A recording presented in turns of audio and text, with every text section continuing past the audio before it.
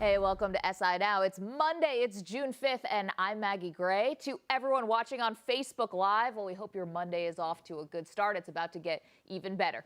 Later in the show, Rex and Rob Ryan are taking Smashville a little too literally, and Rob's yoking guys up in downtown Nashville. Albert Pujols is coming after Barry Bonds' all-time home run record. We will talk about that, but we begin with the NBA, and considering how otherworldly the Warriors are playing, we can't say we're surprised that Golden State is up 2-0 in the NBA Finals. Robin Lundberg is here, along with our NBA analyst, Jordan Schultz.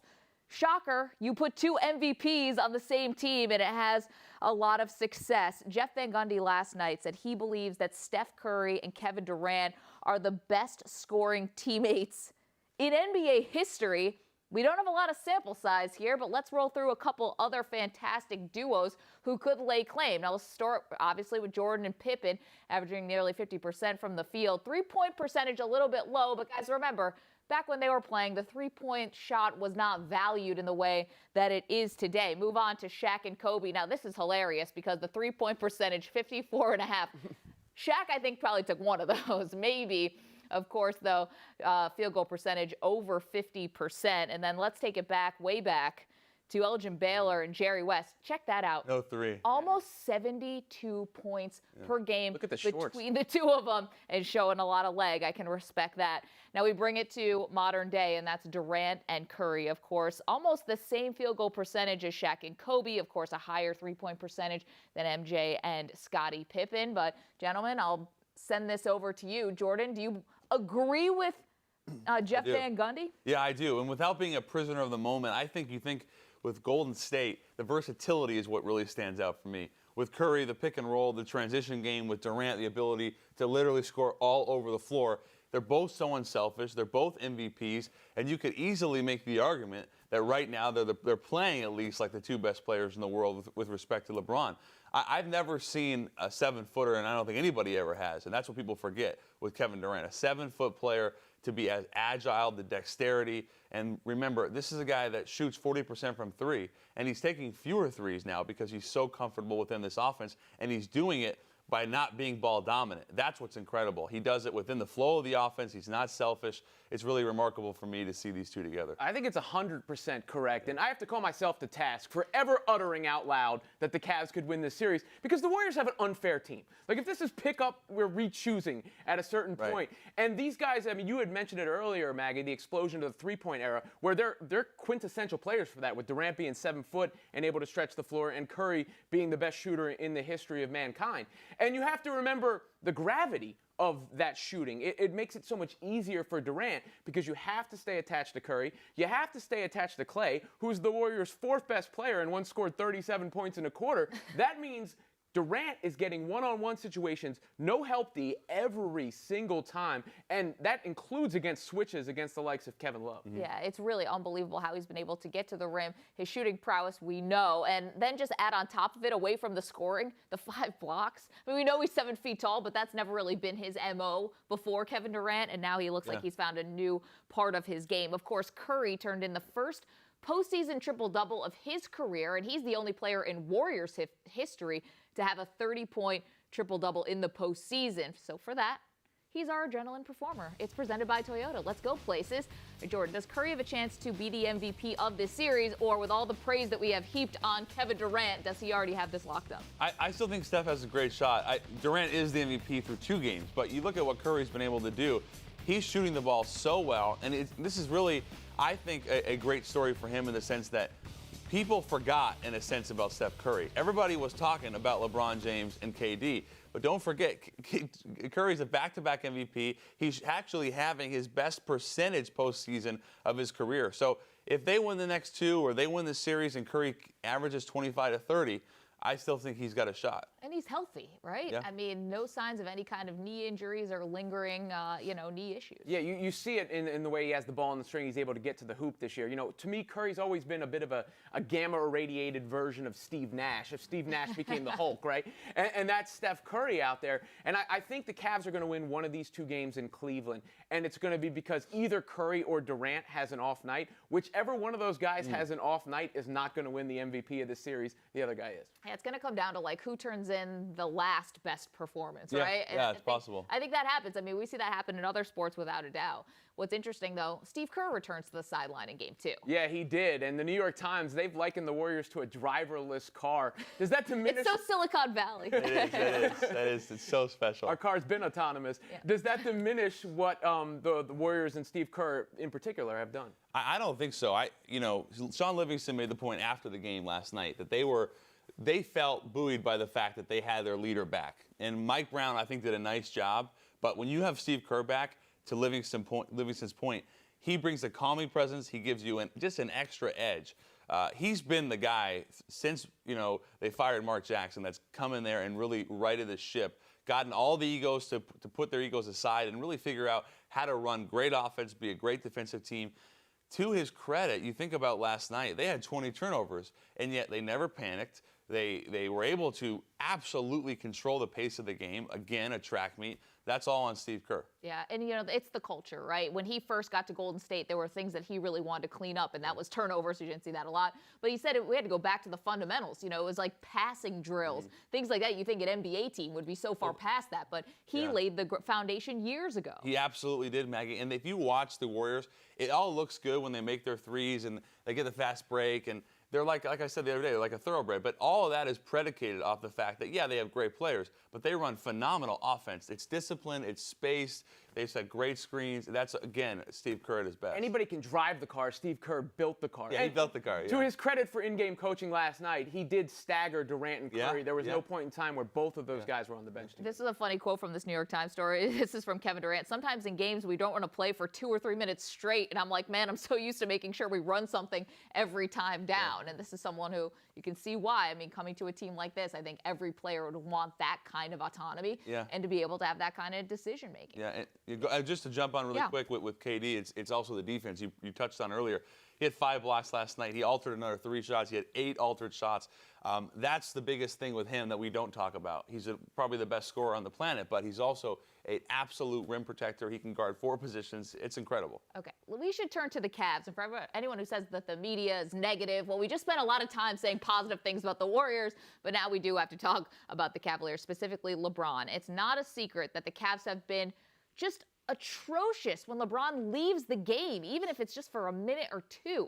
But when he is on the floor, the Warriors are shooting 62% against him, which is a little bit shocking of a stat. So, Jordan, does LeBron deserve to be criticized for his defensive effort? I don't think so. Not effort, but a lot of that's with him guarding Durant too. There were a couple plays last night where he's guarding KD, and he couldn't have done things any better. But KD's 7 feet, and there's nothing you can possibly do. I think LeBron is being tasked with guarding too many good players. Like, at some point, they have to get him off Durant. They tried it last night. It didn't really work. But I think he's gassed. He tried to implement his will last night, the first 10 minutes, and it worked. He was able to get to the basket, but I think he was tired. So part of it to me is that he's probably not getting enough help defensively, but also the fact that the Warriors are just so good. At some point, who is he going to guard? That's a big deal for me. Yeah, I didn't think he was sharp defensively in Game 1, but it sort of speaks to LeBron's greatness that we will just, we will break it down to the bone gristle to find anything to criticize with him, because what we're asking isn't really possible. Drive to the rim every single play, guard every member of the Warriors. And I thought, like you said, Jordan, he did a good job against KD. And the play he was out on Curry that became, a gif or whatever, Curry double dribbled the ball. What are you supposed to do? Wait, can I play devil's advocate for a moment, though? Please. For people who say that LeBron is gassed or that he's looking tired, I mean, we have days in between games. They only lost 1 game in the postseason on the way to the finals, though. It's not a mileage thing. It's a guarding this team thing. So it's literally like the air, not that he's worn down physically for the course of the season, just that he has to initiate every offensive possession for the Cavs and then play defense. Nobody on the Warriors has to do that. It's little things like bringing the ball up the court when they don't let Kyrie get it. That adds up. It's tiring. Then you start to think about the fact that, like Robin said, he's playing 40-plus minutes, but he's initiating almost every possession. And also, he has a triple-double, and we think he had a down night. So there's really not... It's not me. I'm just playing the devil's advocate that he's an elite athlete. Can he not play 42 minutes of basketball? I know. She's having a bad Monday. It's me. I'm the media. With all that said, right, the smart money's probably on the Warriors to win their 2nd straight title in 3 years.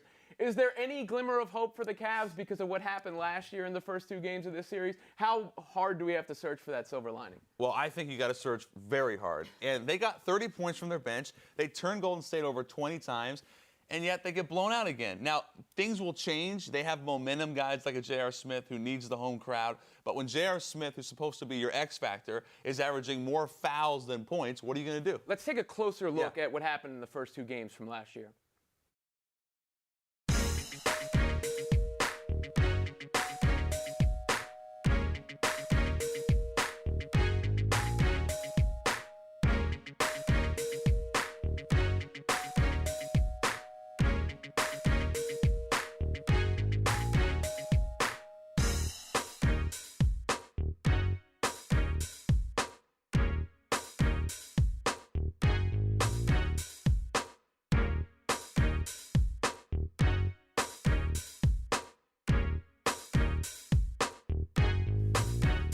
Yes, we dug deep. We're comparing last season to this year. Jordan, what can the Cavaliers change in Game 3 to try to have a better outcome? Well, I think they need to slow the game down. Now, to Ty Lue's credit, I guess, last night, he tried to go small. He didn't play his 2 bigs together. It did not work because now you're getting into that track meet, which you cannot possibly do against Golden State for more than 5-10 minutes because they will run you out of the building. So I think he needs to go big, and he needs to figure out a way, and this is a tough task, but to get Tristan Thompson more involved. And part of that is slowing the game down so he can rebound the basketball. But he's played 27 minutes, and he has 6 rebounds in this series. Yeah, it's not good. Nobody is respecting the other Cavaliers players, and when they tie up Kyrie Irving, it's such a detriment, almost worse than trying to stop LeBron James. I think they've basically said, all right, we're going to let LeBron do his thing, but there's no way Kyrie's going to be beating us. Yeah, and then what they've done against Kyrie is unbelievable. Yes. They've literally iced or trapped every ball screen, and they're making him get rid of it, and they don't. See, the difference here is that instead of Tristan Thompson, or instead of Draymond Green, it's Tristan Thompson. That's the biggest difference now with what you're asking him to do in terms of making a play. They're doubling Kyrie Irving. Now, all of a sudden, instead of Draymond making a play in a 2-on-1 or a 3-on-2 situation, it's Tristan Thompson. He's not comfortable, and as a result, they get dead possessions. That's what Cleveland's forced to do. I don't really know what else they can possibly do in the half court. Yeah, it's not really a fair ask, but you talk about traps. One thing he can do is trap Darren Williams on the bench. You can make sure Get he him does out. not leave the guy, the bench. The guy, he does not belong on the floor in this series. And that's actually what LeBron said earlier in the year. We need a backup point guard. They tried Kay Felder. He couldn't do it. And now it's Darren Williams, and he definitely can't do it. Yeah, and some unique lineups that Ty Lue was rolling out in Golden State. And I mean, you're hoping that your bench guys and that your role players play better at home. If they don't, I mean, this is going to be an absolute sweep. Of course, plenty of LeBron haters out there. Not me, other people. We weren't expecting one of them to be part of the television broadcast. Here was former LeBron rival Paul Pierce making the case that Kevin Durant, not LeBron, is the best player in the NBA. He may be the best player in the world today. Today? Today. What? Whoa. I mean, whoa. we're on the final stage. LeBron is giving you good numbers. Stop. What can't he do? Let me stop you before Where's you that start. drink? What's in there? Cut it out, What can he do on the court? Let me check in that Yeah, let me smell what Paul, you got going on in your mug. You stop it now. Hey, this is truth juice. Hey, listen. Okay. Do you think that Paul Pierce actually believes this, or is this lingering rivalry that he had with LeBron James from their playing? I think it's a reaction from what we've seen the last 2 games and really throughout the playoffs. Because Durant's been unbelievable, and he's been such a great storyline with the way he's blended in. I want to give Paul Pierce the benefit of the doubt to say that he wouldn't hold that type of grudge. LeBron is the best player in the world. I don't think many people would argue it. I still think there's a little bit of bitterness there. I mean, why do you get that hot take cannon look? Is it because he just started the job? Yeah. Maybe that's also part of it. Speaking of some hot takes, Jordan, before we let you go, we saw on Twitter over the weekend, you were saying the Lakers, Lonzo Ball might not be the guy for them. Yeah, I think this is a twofold deal. One is, maybe more importantly, is that they don't believe he's ultimately, at least right now, they're not convinced he's going to be a star. And when you draft the number 2 player overall, you're wanting a superstar. They want to build around something. But then also with LeVar Ball, there is a concern there. There's absolutely a concern there, I believe. I think we're being naive if we think that has nothing to do with it. It's a new regime. They're trying to change the culture with Magic. Rob Pelinka comes in from the agency life, a young coach in Luke Walton, and you don't want to be rudderless. And Lonzo Ball is a good kid, but I think ultimately a lot of times he's put in a tough spot with his dad and some of the things he says. And I don't know if they want to deal with LeVar Ball. So it's a combination of that. potentially, and also the fact that they're not convinced that he's going to be a franchise-changing point guard. Okay, is there someone they do think will be a franchise changer? Well, I think Josh Jackson's in that conversation, potentially De'Aaron Fox. I think Jackson's a great fit for them because the versatility of him and Ingram at the 3 and 4 spots, you can do a lot of damage there. But ultimately, I don't believe it's going to be Lonzo Ball. Now, a lot of it is going to depend on the June 7th workout, not only on the court this week, but also how he does in the interview process. But right now, I think it's Josh Jackson, but we have 44 days. Wow, it's interesting because Or 24 days. You look at the 76ers, and also you hear Jerry Colangelo having some reservations about LeVar, so that's going to be one of the big storylines from draft night. Where does Lonzo go, and is LeVar responsible at all for a potential slide? Jordan Schultz, really appreciate it. Turning away from hoops, of course, Albert Pujols hit his 600th home run over the weekend, and he did it in style with a grand slam. The only person to ever get their 600th with a grandie. Here is Tom Verducci with a closer look at what this milestone means.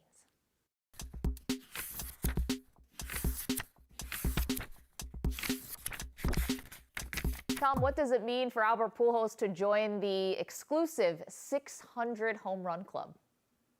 Well, I've always thought of Albert Pujols as an all-time great, and this is just one more credential to define that. But I also think, hopefully, it brings some more discovery to his career because I feel like his all-time greatness has actually been underappreciated. I know there hasn't been a lot of coverage or noise about him approaching 600 home runs. Part of that is because of his contract. He's obviously an aging player who's not the same player. He has not won a postseason game since he got to Anaheim. But I would hope that people now look at his career and really appreciate the fact that he's one of the best hitters of all time. If you define hitting as hitting the ball as hard as you can, as often as you can, there are very few who ever stepped in a batter's box who are as good at that or were as good at that as Albert Pujols. I mean, this is what I think about in today's day and age. There are so many strikeouts, a record number of strikeouts in 7 straight years now. Albert Pujols has never struck out 100 times in a season. 12 times. He has hit 30 home runs, driven in 100 runs, without striking out 100 times. There's only been one other hitter in the history of baseball who's done that, a guy by the name of Babe Ruth. Wow. So you have Babe Ruth and Albert Pujols combining the ability to hit for power and the ability to make contact at an elite level like nobody else. That's some good company right there. Maybe away from just baseball, you mentioned his story. What is the legacy that Pujols will leave on Major League Baseball? I know he's not retired, but what is the legacy he'll leave? I do think he'll be regarded as one of the greatest right-handed hitters of all time. It's a little bit like Ken Griffey Jr., where Ken Griffey Jr.'s career in his 30s was nothing like his career in his 20s. And he did bounce around a little bit, but in your mind's eye, you connect Ken Griffey Jr. and that beautiful swing with the Seattle Mariners all those years and putting up all-time numbers. And I think in time, that will be the same with Albert Pujols. You recall his great years with St. Louis more than the back half of his career with the Angels. Looking around and looking at the rest of the season, a few other benchmarks that could be hit this year, Tom. Adrian Beltre could join the 3,000 hit club. What would that mean? Well, I think he's in the Hall of Fame already because he's been that good at a position that some say, third base, is underrepresented in the Hall of Fame. But I do think it will cause people to appreciate his career even more. And I also look at Adrian Beltre, by the way, as one of the great team leaders of this generation. He's been the heart and soul of the Texas Rangers for a long time now. I know he bounced around a lot early in his career, but the way he plays the game as a team leader and having so much fun while playing the game, it's remarkable. He really hasn't changed all that much as he's aged. I think he's had the same attitude, in some cases the same swing. And he, year by year, little by little, he's compiled a Hall of Fame career.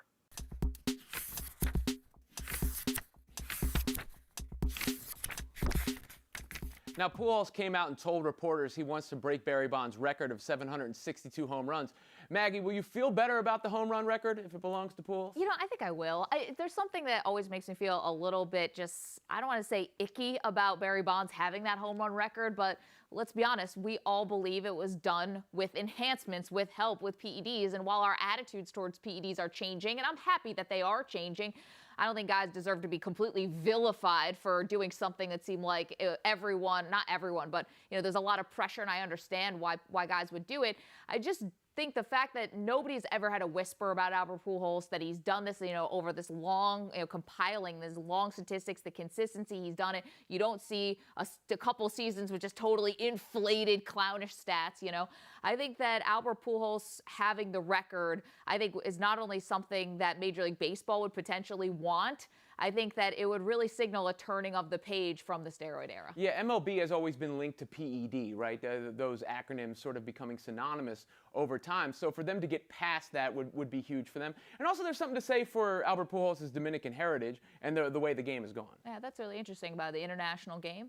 I hadn't thought about that side of it. But I think that Pujols is someone who, listen, he says that if he's still playing at 40 and he has 700 home runs by 40, why wouldn't he just continue to keep going for it? And I say, hats off to you. Well, he'll keep going. The Astros, they keep going. They've won 10 straight. The third team since 2000 to win 40-plus in 56 games, joining the 2001 Mariners and last year's Cubs.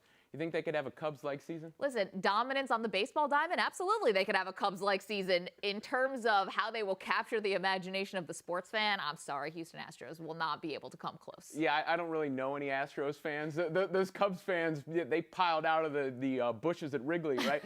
I mean, 1908, I know that date forever because of what the Cubs did last year. And baseball's also an odd sport because, yes, you can have a dominant season and even be the best team, but baseball is the one playoffs, I think, that are the most random. So what happened with the Cubs last year where the best team wins the championship doesn't always happen. Yeah, they finished the season 17.5 games ahead in their division, which is absolute dominance, and then had to have an epic comeback to win the World Series in 7 games against Cleveland.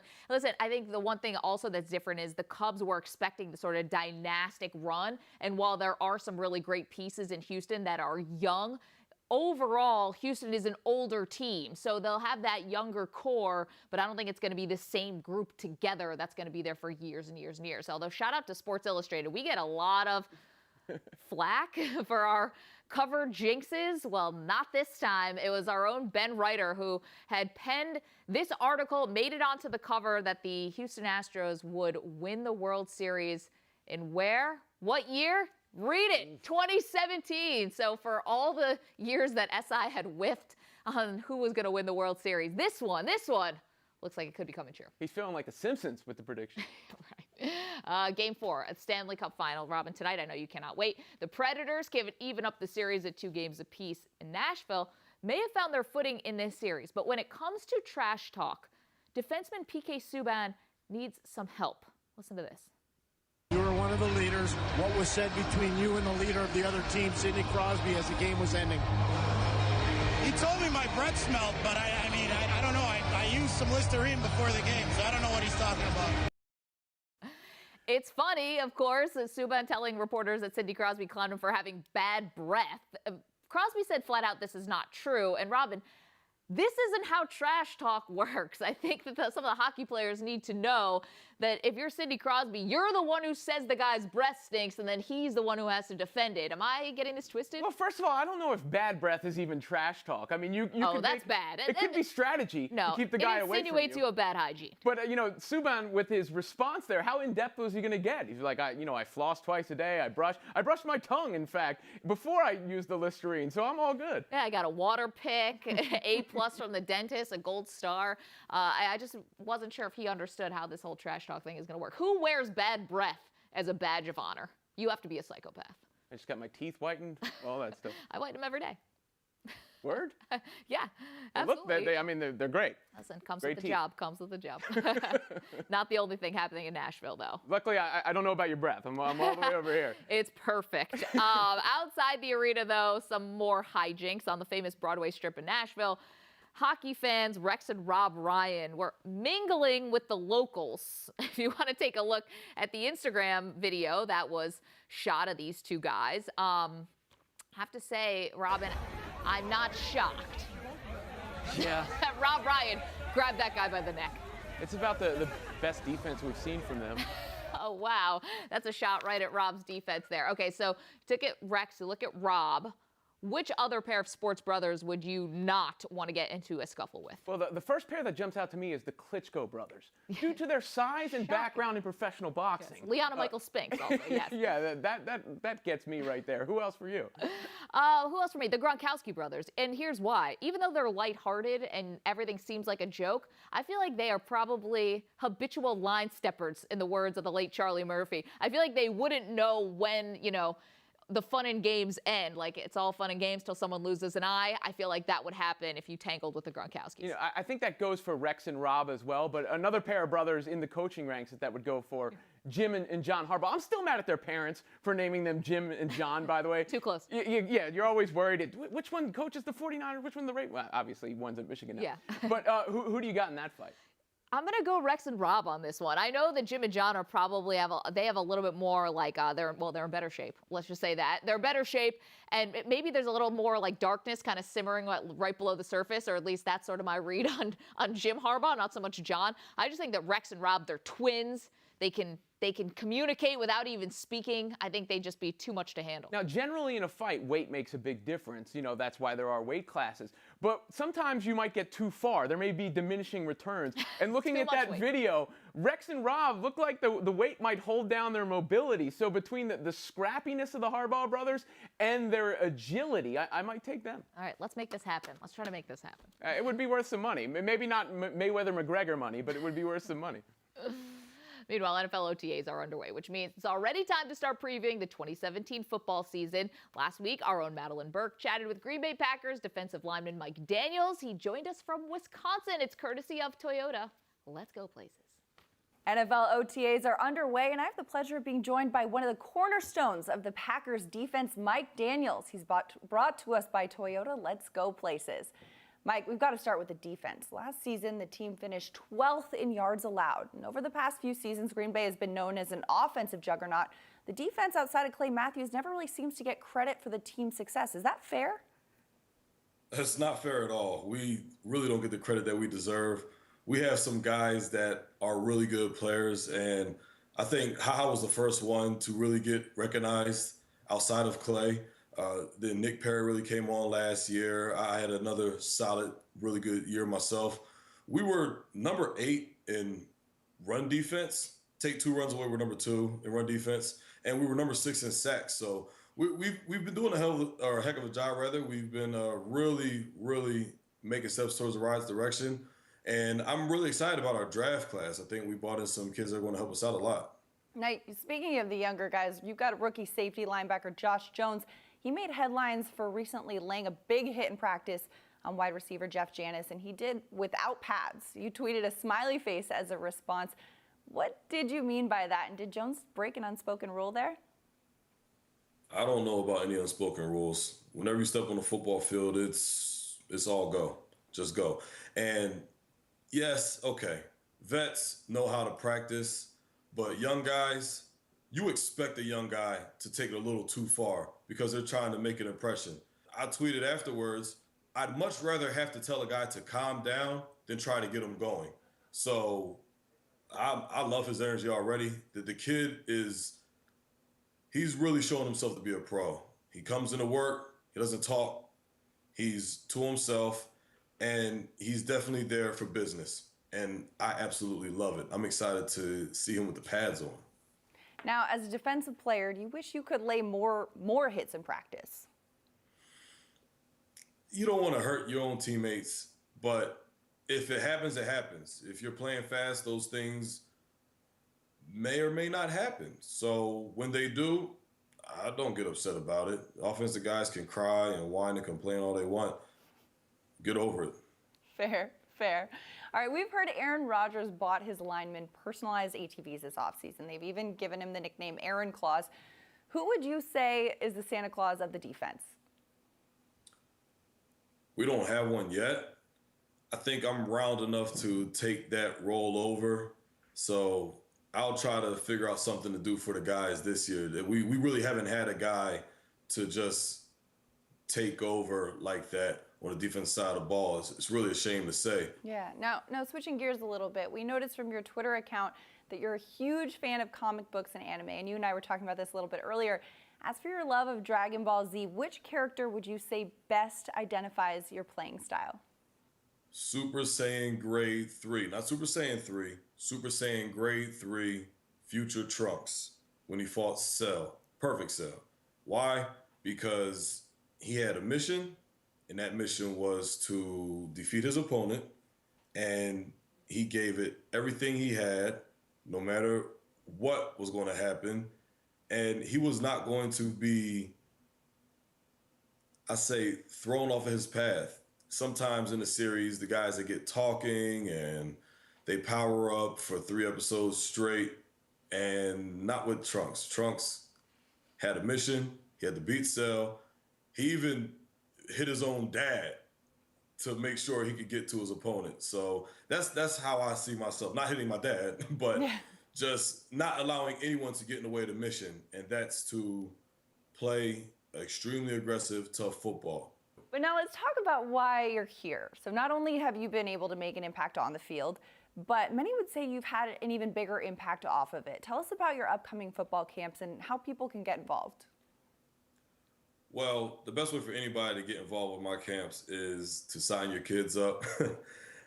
The camps are very important to me. I held one in Green Bay last year, and I'm going to hold one again in Green Bay. And then a few weeks later, I'm going to hold it in my hometown of Blackwood, New Jersey. The reason being is that I feel as though with our status as football players, children really look up to us, or the youth rather. So we have to find organic ways to reach them.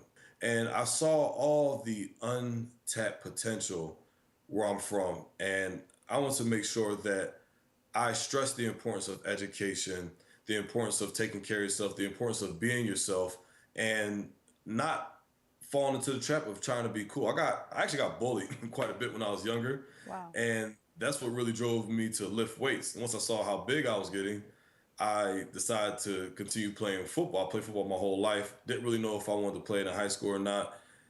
But when I saw how strong I was getting, I said, well, I might as well put these muscles to work. And clearly it's worked out for me. And I want to let kids know it's okay to be yourself. It's okay to enjoy what you enjoy. And whatever is going on in high school or middle school, make sure it has a positive effect on you 10 years from now, not a negative effect. So that's why I feel it's important to hold these camps. And then plus, I get to coach football. That's also a plus. Can't beat that. Can't I love beat football. that. Yeah. No, Coaching football, teaching kids how to be themselves. I love it. Mike, thank you so much for taking the time, for sharing your story, and good luck with the camps and the season ahead. Thank you. Have a nice day.